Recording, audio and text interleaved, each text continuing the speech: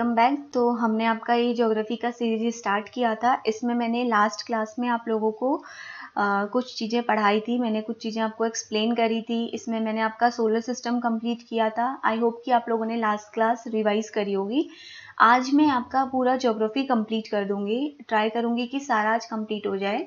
और अगर आप लोगों के पास सेम बुक से मैच नहीं हो पा रहा है तो मैंने अपने टेलीग्राम चैनल पे इसका पीडीएफ अपलोड किया है, तो आप लोग वहां से जाके इसको डाउनलोड कर लेंगे तो आप सेम पेज नंबर से मैच कर लेंगे। ठीक है, तो अब हम आज की क्लास स्टार्ट करते हैं। लास्ट में मैंने आप लोगों को यहाँ पे कुछ फैक्ट स्टार के बारे में बता के ओवर कर दिया था।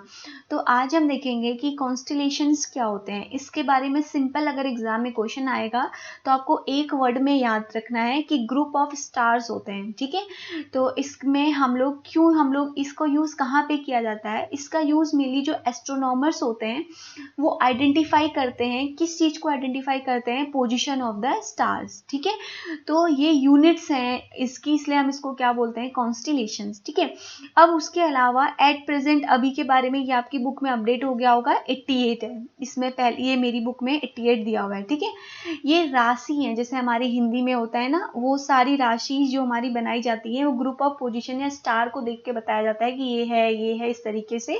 तो वही है ये, बस आपको एक वर्ड में याद रखना है। कॉन्स्टलेशंस का मतलब क्या होता है कि ग्रुप ऑफ स्टार्स कह सकते हैं आप। ग्रुप ऑफ स्टार्स नहीं बोलेंगे तो आप बोलेंगे यूनिट। ठीक है, इसका यूज कहाँ पे किया जाता है कि पोजीशन बताने के लिए स्टार्स की। ठीक है, अब उसके बाद हमारा आता है गैलेक्सी। गैलेक्सी क्या होते हैं? जहाँ पे बहुत सारे स्टार्स आपस में मिलते हैं, यानी कि लार्ज ग्रुप ऑफ स्टार, बहुत बड़ा एक ग्रुप होता है। ठीक है, उसमें साथ में आपके क्या भी होंगे? डस्ट भी होंगे एंड लाइट गैसेस भी होंगी। ठीक है, ये क्या कहलाती है? आपकी गैलेक्सी कहलाती है। उसके बाद जो दूसरा याद रखना है एग्जाम पॉइंट ऑफ व्यू के लिए इंपॉर्टेंट, कि हमारी गैलेक्सी का नाम क्या है? वो है आपका मिल्की वे। अर्थ की जो गैलेक्सी है उसका नाम क्या है? मिल्की वे। और हम किस प्लैनेट में रहते हैं? अर्थ के। तो एग्जाम में यही पूछा जाएगा कि हमारी गैलेक्सी का नाम क्या है। उसका नाम आपको याद रखना है, मिल्की वे। ठीक है, अब है लाइट ईयर। लाइट ईयर आपको पता होगा कि एक light year distance in outer space are measured in light year. जो आपकी लार्जेस्ट डिस्टेंस होती है आउटर स्पेस की, वो मेजर करी जाती है लाइट ईयर में। ठीक है, तो लाइट ईयर का मतलब क्या होता है? Distance light travel in 1 year. ठीक है, जो लाइट आपकी एक 1 ईयर में ट्रेवल करती है उसको हम बोलते हैं। No star apart from sun is close enough to Earth to appear as anything but a point of light. ठीक है, एक सिंपल आपका पॉइंट ऑफ लाइट ही है जो हम तक पहुंचती है। उसके बाद है आपका एंड्रोमेडा। एंड्रोमेडा क्या है?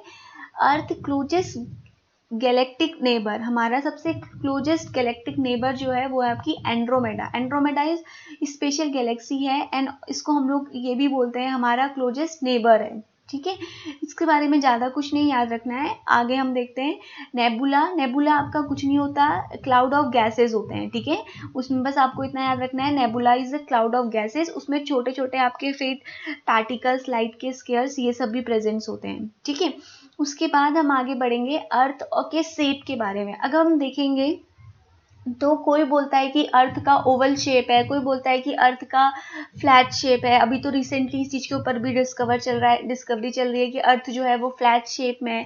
तो इसके बारे में कोई डिफाइन नहीं है। तो हम इसमें देखते हैं कि अर्थ के शेप और साइज के बारे में क्या बोला गया है। शेप ऑफ अर्थ एक तरीके से आपका Pythagoras, a Greek philosopher and mathematician who among the first to suggest that earth is shaped like a globe। ये आपने पाइथागोरस थ्योरम पढ़ी होगी मैथमेटिक्स में, है ना। तो इन्होंने सबसे पहले अर्थ के बारे में ये बोला है कि अर्थ का जो शेप है वो कैसे है? एक ग्लोब की तरह सेम है। ठीक है, ओवल या जियोइड, इस तरीके से अलग अलग नेम आते हैं। तो ये नेम सिर्फ आपको ध्यान में रखने हैं, इंपॉर्टेंट नहीं है। दूसरा चीज बोला है कि अर्थ जो है वो फ्लैट नहीं है, लेकिन अब ये चीज के ऊपर भी डिबेट चल रहा है कि अर्थ फ्लैट भी हो सकता है। ठीक है, तो अगर अर्थ फ्लैट होती, इनके अकॉर्डिंग ये है कि अगर अर्थ फ्लैट डिस्क में होता तो जो सन है वो हर एक जगह पे इक्वली टाइम में डिवाइड होता, लेकिन ऐसा तो होता नहीं है ना। अगर आप देखेंगे नॉर्थ ईस्ट वाला पार्ट में उजाला जल्दी हो जाता है, मॉर्निंग जल्दी हो जाती है ना, लेकिन इधर अंधेरा जल्दी हो जाता है। तो ये उधर अंधेरा भी जल्दी हो जाता है। तो अगर अर्थ फ्लैट होती तो पूरे वर्ल्ड में हर एक जगह पे, पूरे वहाँ पे क्या होता आपका? सेम टाइम में सनराइज होता और सेम टाइम में सन वो होता, लेकिन ऐसा तो होता नहीं है। ऐसा कंसेप्ट उन्होंने बोला है। ठीक है, तो अर्थ के बारे में अलग अलग चीजें इसमें बताई हैं, ये इंपॉर्टेंट नहीं है, इतना आपको जानने की जरूरत नहीं है। इसमें बताया हुआ है स्पेयर्स के बारे में, earth is rarely oriented in same position during the successive Eclipse but it always cast a circular shadow that proving that the earth is sphere। बताया है कि अर्थ का शेप क्या है, आपका स्पेयर है, क्यों है, उसके पीछे एक रीजन दिया हुआ है, ठीक है। उसके बाद बोला है कि north pole the pole star can always observe 90 degree, ठीक है, 90 डिग्री वहाँ पे टेम्परेचर होता है, ये टेम्परेचर के बारे में बता रखा है। दूसरा बोला है कि अगर कोई ट्रेवल करता है southward the angle of pole decreases, pole star decreases, decrease होते जाएगा, ठीक है। और इक्वेटर के पास क्या हो जाएगा, एकदम जीरो हो जाएगा। क्यों हो जाएगा, बिकॉज इक्वेटर के पास आपका क्या होता है, सन होता है एकदम, ठीक है। उसके बाद आपकी क्या बता रखे हैं यहाँ पे, this observation proves that the path of travel in the arc is circle. ये इतना इंपॉर्टेंट नहीं है एग्जाम के लिए, इसको आप स्किप भी कर सकते हैं, ठीक है। अब हम इम्पॉर्टेंट पॉइंट्स पे आते हैं। ये अर्थ के अलग अलग डिबेट्स हैं कि उसका शेप क्या है, इंपॉर्टेंट नहीं है हमारे लिए। उसके बाद बताया है स्टैटिक डाटा दिया है अर्थ के बारे में, इसका एज ये है, ये सब, ये भी इंपॉर्टेंट नहीं है, इसको स्किप कर देंगे। डायमीटर वाला पार्ट भी स्किप कर देंगे, ठीक है। अब उसके बाद बताया है कि कंपोजिशन पूरे होल अर्थ में, तो ये आप देख सकते हैं, आयरन 35%, ऑक्सीजन 30%, सिलिकॉन 15%, इतना ही आपको टॉप 3 याद रखने की जरूरत है, ठीक है। अब आते हैं आपके कॉन्टिनेंट ऑफ द वर्ल्ड। अब देखो ये आपका अर्थ था, ठीक है दोस्तों। अर्थ का जब ब्रेकडाउन हुआ, अर्थ आपका एक क्या था, सॉलिड रॉक की तरह था, है ना, एक पत्थर था। जब वो टूटा आपस में तो आपका क्या है, अर्थ को ब्लू प्लैनेट बोलते हैं, बिकॉज उसमें वाटर क्या होता है, प्रेजेंट होता है। तो क्या बने, दो चीजें बनी, एक लैंड मास बना और दूसरा क्या बना, वाटर बॉडी बना। तो जो लैंड मास है उसको हम क्या बोलते हैं, कॉन्टिनेंट, और जो वाटर बॉडी है उसको हम क्या बोलते हैं, ओशियन, ठीक है, समझ में आया। ये आपका अर्थ है, सिंपल। अर्थ में आपका क्या होता है, ये अर्थ है ऐसे, ठीक है। अगर मैं आपको डायग्राम दिखाऊं, अब इधर देखेंगे ध्यान से, ठीक है। ये देखिए, ये आपका अर्थ है जो इस तरीके से दिखता है, ठीक है। अब जहां पे भी आप अगर ध्यान से देखेंगे, जहां पे भी वाटर बॉडी नहीं है वहां पे आपका क्या है, लैंड मास है। ये जो ग्रीन वाला आपको दिख रहा होगा, ये आपका नॉर्थ अमेरिका और ये साउथ अमेरिका दिखाया हुआ है यहाँ पे, ठीक है। तो ये बाकी आप लोग देखेंगे ध्यान से, तो ये सारा का सारा क्या है, वाटर है। तो यानी कि हमारे अर्थ में सिर्फ दो ही चीजें प्रेजेंट होती हैं, number 1 is land mass and number 2 is water body. जो पानी आपको दिख रहा है ब्लू ब्लू, ध्यान से समझ में आ रहा है ना, दो चीजें हैं, क्या है, एक number 1 is land mass and number 2 is water body. तो जो लैंड मास है सारे अर्थ में, उसको हम लैंड मास तो नहीं बोलते हैं ज्योग्राफी के टर्म में, क्या बोलते हैं, कॉन्टिनेंट। और जो वाटर बॉडी है पूरी की पूरी, उसको हम क्या बोलते हैं, ओशियन। समझ में आया। तो दो चीजों से मिलकर हमारी अर्थ बनी हुई है, कॉन्टिनेंट एंड ओशियंस, ठीक है। अब उसके बारे में हम देखेंगे। कॉन्टिनेंट जो है आपके Asia, Africa, north America, South America, Europe, Australia, Antarctica, total आपके कितने हैं, 7 हैं।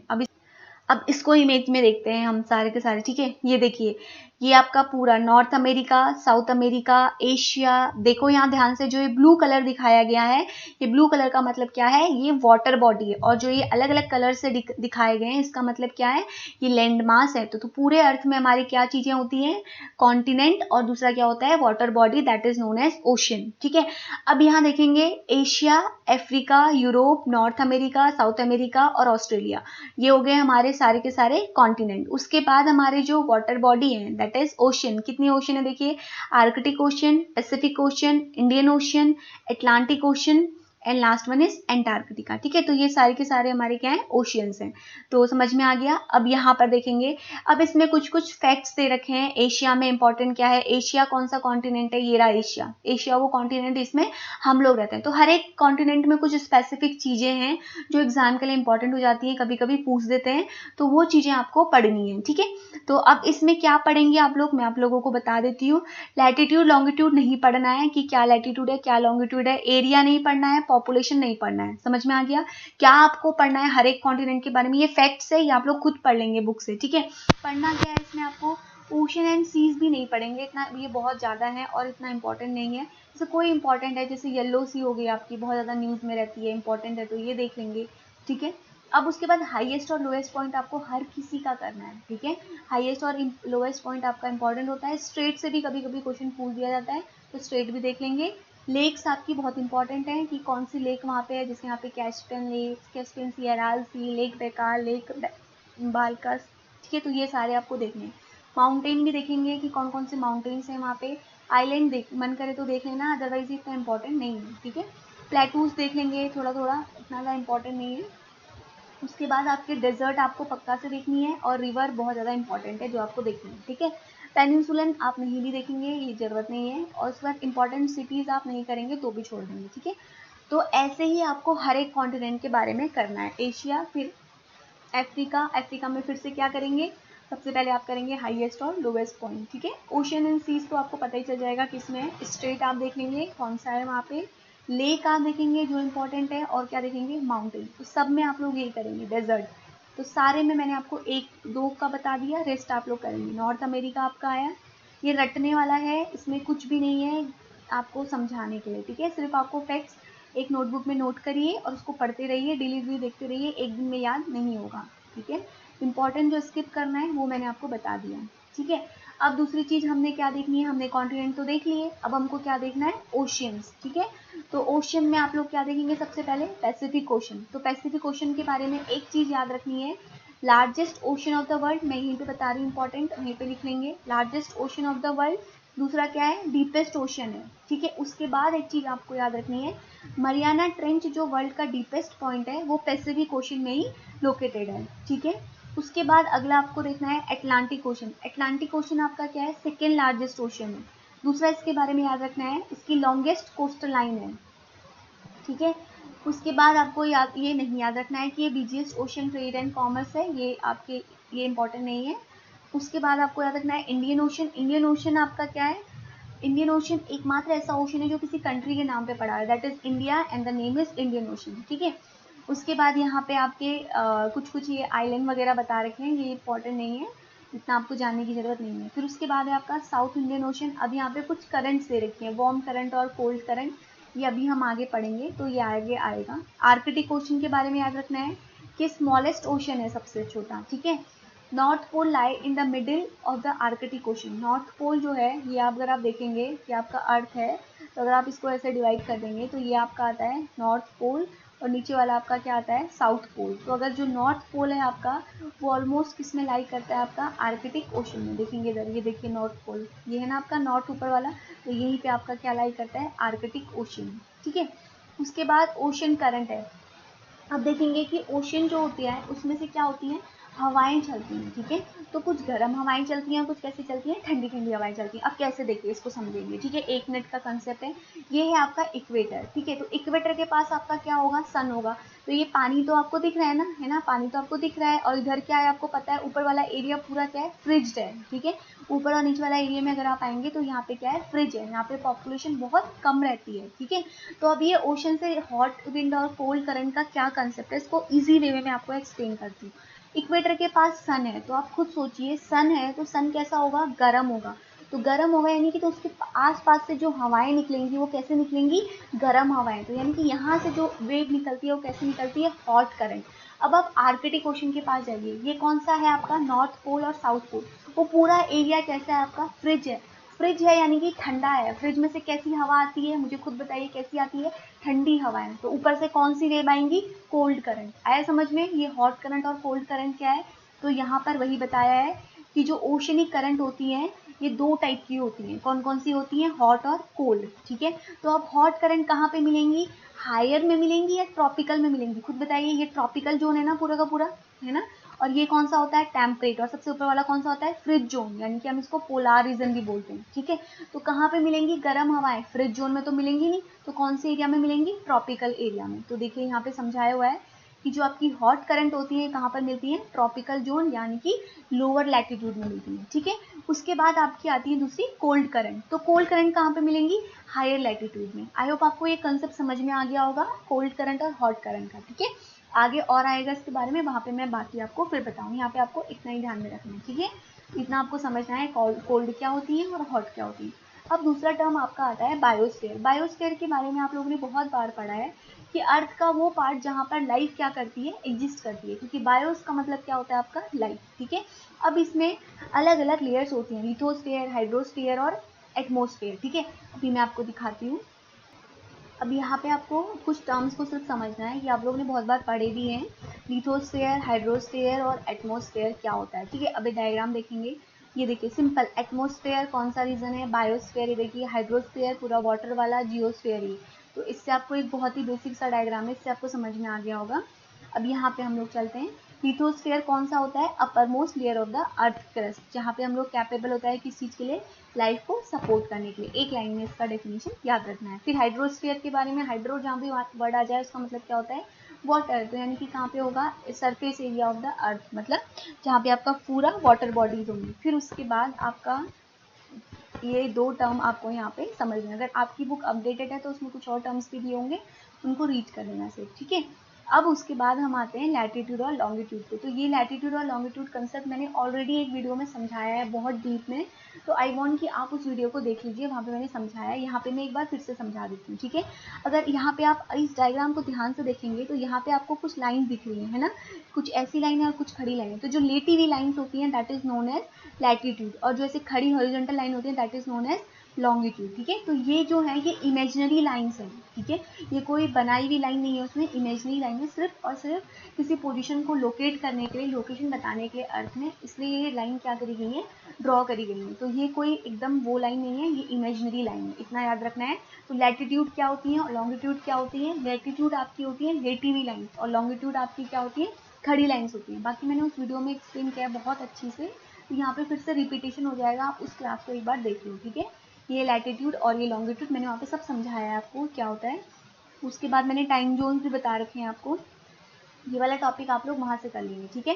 अब heat zone in the earth, अब ये वाला देखना है थोड़ा सा हमको, इसको हम लोग समझते हैं कि अर्थ में जोन कौन कौन से होते हैं। देखिए आपका बीच में इक्वेटर के पास सन होता है, ऊपर आपका पोल के पास आपका फ्रिज होता है, तो ये अलग अलग इस चीज़ की वजह से आपका क्या है कि अलग अलग जोन्स बन जाते हैं। कहीं पे गर्म एरिया हो गया, कहीं पे आपका कोल्ड एरिया हो गया। जैसे अगर हम इंडिया की ही बात करें, ठीक है, फॉर एग्जांपल मैं आपको इंडिया से एक्सप्लेन करती हूँ। अगर आप जम्मू कश्मीर में जाएंगे और साउथ में देखेंगे तो दोनों का टेम्परेचर बहुत वेरी करता है। अगर आप जम्मू कश्मीर का एरिया देखेंगे तो वहाँ पे हमेशा क्या रहता है, ठंडा रहता है मीन, है ना, और साउथ वाला एरिया क्या रहता है, हमेशा गर्म रहता है ना, एक नॉर्मल एग्जाम्पल है। तो इसी तरीके से आपके अर्थ में भी क्या बने हुए हैं, डिफरेंट डिफरेंट जोन्स बने हुए हैं। तो जहाँ पे ज़्यादा गर्मी वाला एरिया है वो ज़्यादा हीट होगा, जहाँ पे कम गर्मी वाला एरिया है वो क्या होगा, आपका फ्रिज जोन होगा, ठीक है। अब इसको मैं आपको डायग्राम से दिखाती हूँ, ये देखिए, ये आपका है हॉट एरिया। क्यों, इक्वेटर लाइन याद रखना है, मैंने बहुत बार बता दी है लाइन, ऊपर ट्रॉपिक ऑफ कैंसर, नीचे Tropic of Capricorn, north pole और साउथ पोल, ठीक है। अब जो इक्वेटर है, इक्वेटर के पास मैंने 1000 बार बता दिया आपको कि इक्वेटर के पास आपका कौन होता है, सन होता है ना।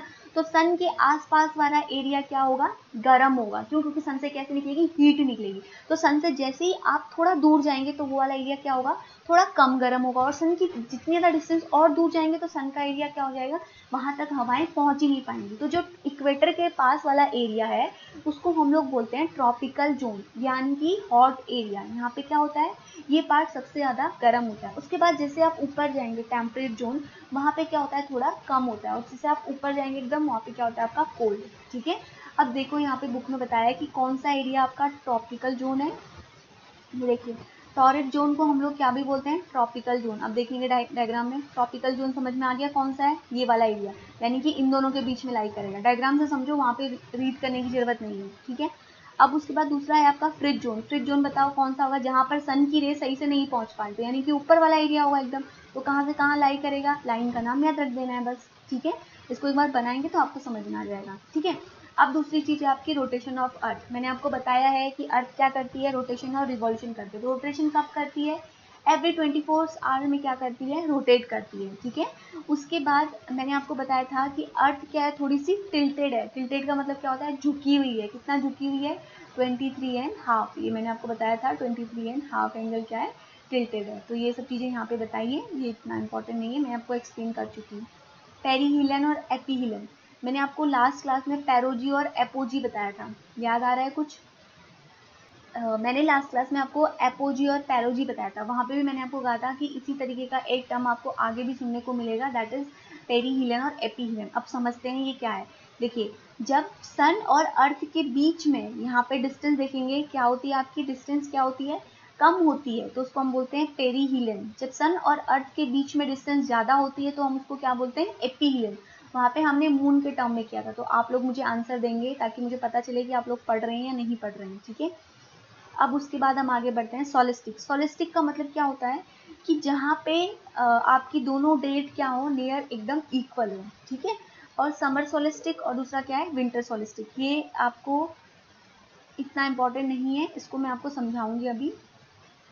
समर सोलिस्टिक का मतलब क्या होता है, देखिए 21 जून को जो होता है अर्थ जो लोकेटेड होता है वो एकदम सन के क्या होता है, ऊपर होता है एकदम, ठीक है। अब देखो कैसे, इस तरीके से इसको समझना है। ये देखिए, ये आपका डायग्राम है, ठीक है। नॉर्मली आपका सन कहाँ पर होता है, इक्वेटर के पास होता है, ठीक है। इक्वेटर के पास होता है, बट सन क्या करता है, रोटेट करता है, कभी ऊपर जाता है, कभी कहाँ जाता है, कभी कहाँ जाएगा, नॉर्दर्न हेमिस्फीयर में जाएगा, कभी आपका किधर जाता है, सदर्न हेमिस्फीयर में जाता है, ठीक है। तो इक्वेटर से थोड़ा ऊपर जाएगा, यानी कि ट्रॉपिक ऑफ कैंसर के पास जाएगा। ट्रॉपिक ऑफ कैंसर के पास जाएगा तो सोचिए कि इंडिया से कौन सी लाइन पास होती है, ट्रॉपिक ऑफ कैंसर। तो सन अब कहाँ पर है, यहाँ पर एकदम एकदम हमारे ऊपर है, एकदम अर्थ एकदम हमारे सर के ऊपर है। तो इसीलिए जून के महीने में आपकी क्या होती हैं, गर्मियाँ ज़्यादा हो जाती हैं और दिन क्या हो जाते हैं, बड़े हो जाते हैं, ठीक है। लॉन्गेस्ट डे, इसीलिए हम लोग इसको क्या बोलते हैं, लॉन्गेस्ट डे। और उसके बाद आपका सदर्न हेमिस्फीयर में क्या होगा, शॉर्टेस्ट डे। ऊपर लॉन्गेस्ट हो रहा है तो जस्ट अपोजिट नीचे नीचे क्या होगा, शॉर्टेस्ट डे, ठीक है। समझ में आया।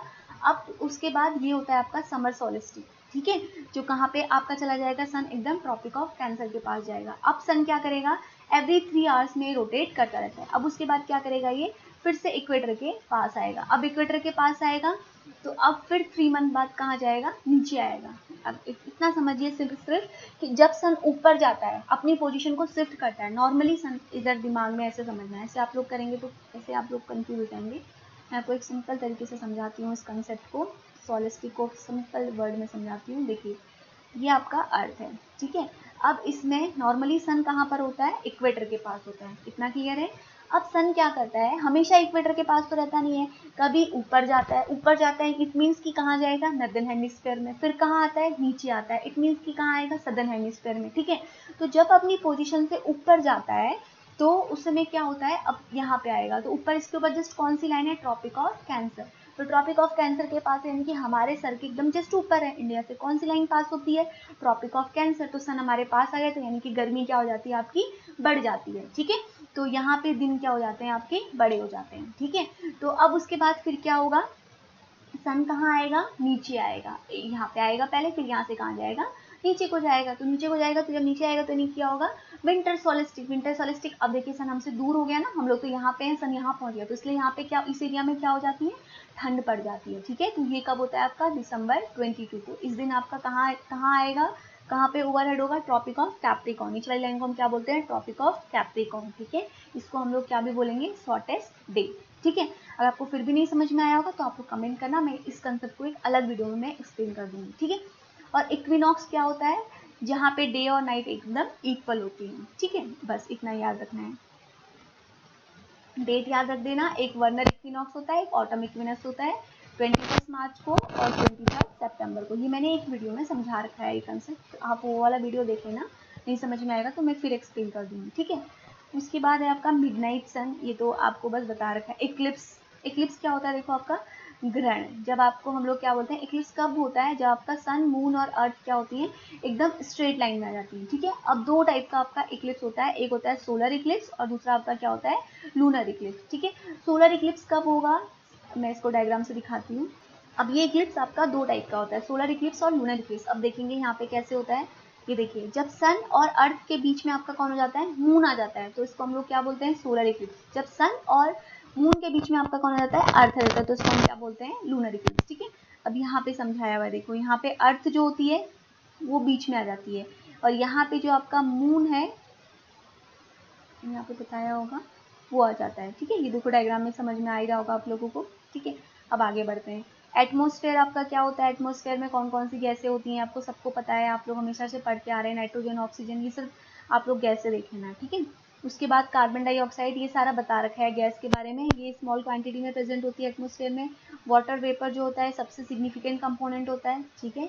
उसके बाद है आपकी लेयर्स ऑफ एटमॉस्फेयर। तो लेयर्स ऑफ एटमॉस्फेयर को मैं डायग्राम से समझाती हूँ, आप लोग यहाँ पे सिर्फ रीड कर लेंगे, ठीक है। इंपॉर्टेंट पॉइंट्स मैं सब वहीं पे समझा दूंगी। चलिए, इस लेयर्स ऑफ एटमॉस्फेयर को मैं आपको डायग्राम से समझाती हूँ, बिकॉज हमारा माइंड जो होता है ना वो डायग्राम को इजीली कैप्चर कर लेता है, तो इमेज के फॉर्म में देखेंगे तो आपको याद रहेगा, ठीक है। बाकी आप लोग यहाँ से सिर्फ रीड कर लेंगे, जो भी इंपॉर्टेंट वहाँ पे एग्जाम के लिए वो मैं वहीं पे आपको समझा दूंगी, ठीक है। अब देखिए, ये देखिए, सबसे नीचे होती है troposphere, stratosphere, mesosphere, thermosphere and exosphere. तो सबसे पहले तो इसमें क्वेश्चन पूछा जाता है आपका कि हम लोग कौन सी लेयर में रहते हैं, यहाँ पे सारी वेदर एक्टिविटी, वेदर फिनोमिना कौन सी लेयर में होती है, वो आपकी किस में होती है, ट्रोपोस्फेयर में। दूसरा ये सबको पता होता है कि ओजोन लेयर कहाँ पे प्रेजेंट है, याद रखना है, स्ट्रेटोस्फेयर में, ठीक है। उसके बाद आपकी मीजोस्फेयर, मीजोस्फेयर वो लेयर है जहाँ पे आपके मीटियोर्स, स्टार्स वगैरह बर्न होते हैं। उसके बाद है आपका थर्मोस्फेयर, थर्मोस्फेयर और आयनोस्फेयर वो रीजन है जहाँ पे हम लोग सैटेलाइट्स वगैरह भेजते हैं, तो कौन से रीजन में जाती है, आपकी थर्मोस्फेयर में। और एक्सोस्फेयर आपका आउटर मोस्ट एकदम लेयर है, ठीक है। तो ये 4 चीजें इसके बारे में आपको याद रखनी है, सीक्वेंस वाइज याद रखना है। वेदर एक्टिविटी फिनोमेना कहाँ होगी, ट्रोपोस्फेयर में। उसके बाद आपकी स्ट्रेटोस्फेयर में क्या प्रेजेंट होती है, ओजोन लेयर। मीजोस्फेयर में क्या होगा, आपका स्टार्स वगैरह होंगे। थर्मोस्फेयर को हम लोग आयनोस्फेयर भी बोलते हैं। यहाँ पे आपका क्या होगा, सारे सैटेलाइट्स वगैरह भेज जाते हैं। और एक्सोस्फेयर आपकी कौन सी लेयर है, आउटर मोस्ट लेयर है। तो ये सारे फैक्ट्स यहाँ पर दिए हुए हैं, ठीक है। तो आप लोग को मैं एक बार बता भी देती हूँ। देखो, मीजोस्फेयर स्ट्रेटोस्फेयर के ऊपर लाई करती है, ओजोन प्रेजेंट होती है, ये सारे पॉइंट्स यहाँ पे दिए। एक बार बस रीड कर लेना, दैट्स इनफ, ठीक है। How the sun create energy, ये इंपॉर्टेंट नहीं है। Weather activity, atmospheric pressures, weather और क्लाइमेट। उसके बाद है आपका आइसोलेशंस। ये आइसोलेशन का मतलब क्या होता है, देखिए, इनकमिंग जितना भी आपका सोलर रेडिएशन है वो जो आता है उसको हम लोग क्या बोलते हैं, आइसोलेशन बोलते हैं, सन से जितना भी आ रहा है, ठीक है। वेदर और क्लाइमेट, इसके बाद है आपका एटमॉस्फेरिक प्रेशर और विंड, ठीक है। अब यहाँ से मैं आपको नेक्स्ट क्लास में बताऊंगी वेदर और क्लाइमेट से, बिकॉज ये नया कंसेप्ट आपका शुरू हो जाता है। नेक्स्ट क्लास में मैं आपका ज्योग्राफी कंप्लीट कर दूंगी। मैं आपको शेड्यूल बता देती हूँ ताकि आप लोग घबराएं ना। थोड़ी तबियत खराब होने की वजह से मैं कल वीडियो नहीं अपलोड कर पाई थी। कल नेक्स्ट क्लास में मैं आपका ज्योग्राफी कंप्लीट कर दूंगी। उसके बाद एक एक वीडियो में मैं आपका कंप्लीट एंशिएंट, मिडाइवल और मॉडर्न हिस्ट्री आपका कंप्लीट कर दूंगी। और किसी एक वीडियो में, मैक्सिमम 2 वीडियो में आपका पॉलिटी कंप्लीट हो जाएगा। तो पूरा स्टैटिक पार्ट और उसके अलावा मैं मिसलिनियस वगैरह एक एक 2 घंटे के लेक्चर बना के मैं उनको भी कंप्लीट कर दूंगी, ठीक है। तो आप लोगों को घबराना नहीं है, आपका सिलेबस में स्टैटिक पार्ट वाला एग्जाम से पहले कंप्लीट कर दूंगी। इतना आप लोग रिवीजन करिए, और कोई डाउट हो तो आप लोग पूछिए, बिकॉज ये अलग कंसेप्ट है, इसको मैं नेक्स्ट क्लास में आपको एक्सप्लेन करूँगी। Thank you.